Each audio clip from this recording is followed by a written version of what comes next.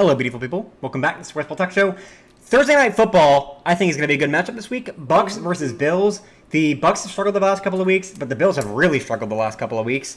I think it'll be a good game. I'm excited to watch the Buccaneers play. I like Baker Mayfield. And as much as I don't like the Bills, they're still a fun team to watch play. Yeah. So I think it'll be good. We've got some bets and then some breakdowns. So first off, who do you think is winning and why? I want you to go first this time. I think the Bills win. I think it'll be a really close game. I could see the Bucs winning. I think it'll be a 3 to 4 point win, but I just think the Bills are a more complete team. Even with their defense being a little injured, I think the offense is more put together than the Bucs offense, and I think that's going to lead them to, maybe a time expiring field goal type win, or maybe winning by, kneeling it out while you're up 4 points at the end, something like that. Right on. I could see the Bucs winning. It wouldn't shock me, but I think that the Bills, as much as I don't think they're going to go on a run this year, I still think they get a few more. I don't think they're going to lose out, and I think the Bucs, compared to some of the other teams that they're going to play, is one of the worst ones, and they'll get through this week with a win, and then maybe lose next week to the Bengals. Right. That's a tough one for me. I mean, I could see, like you said, I could see this game going either way. Right now, the spread is 8.5 in favor of the Bills, which is a ridiculous spread in my opinion.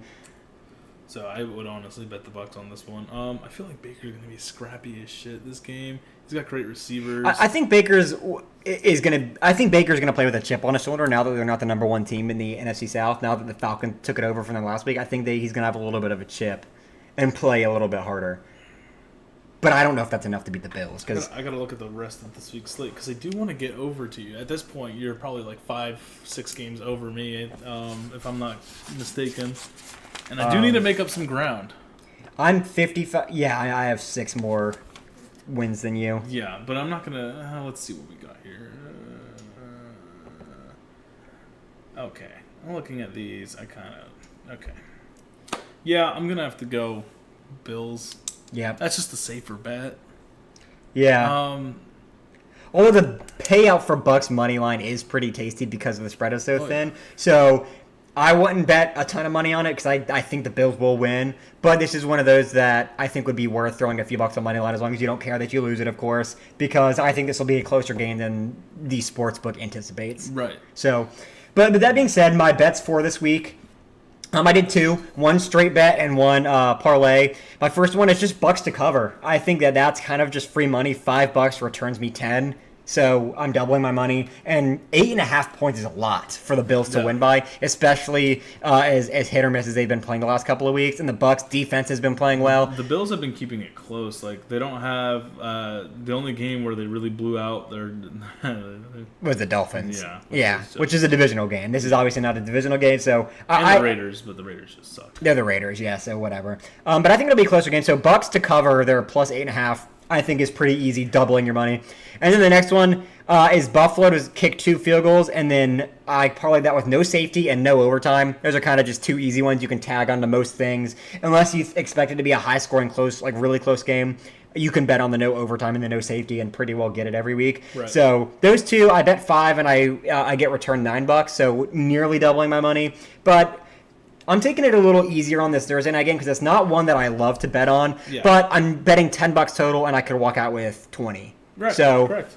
Going with double my money for this weekend. Better of course, you can scale that up to whatever you want if you're a big baller, $100 to couple hundred units better. But that's what I did. What about you, Gian? What's your bet for this week? I parlayed 3 things. No safety. It's not going into overtime, and neither team is making 40 points. Yep. The nice thing about some of these like really weird same-game parlays is you can parlay a few things that are very unlikely to happen, not happening.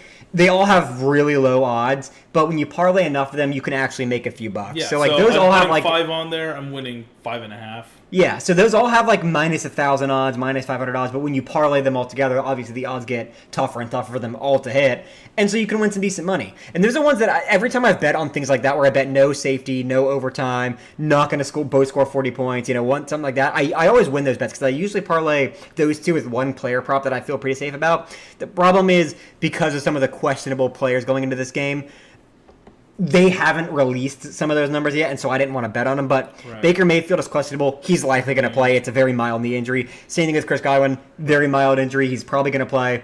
But by the off chance that he doesn't, you don't want to bet on that, and then he not even play, and so you lose. Unless you want to bet the under, I guess. But Yeah. I don't like betting unders. It feels a little cheap. I would bet on Dalton Kincaid. Over. Just because Knox is looking doubtful for the game. I'm not sure if And Kincaid's been playing well. I would also bet under though on him. On Kincaid? Yes. I would bet over, dude.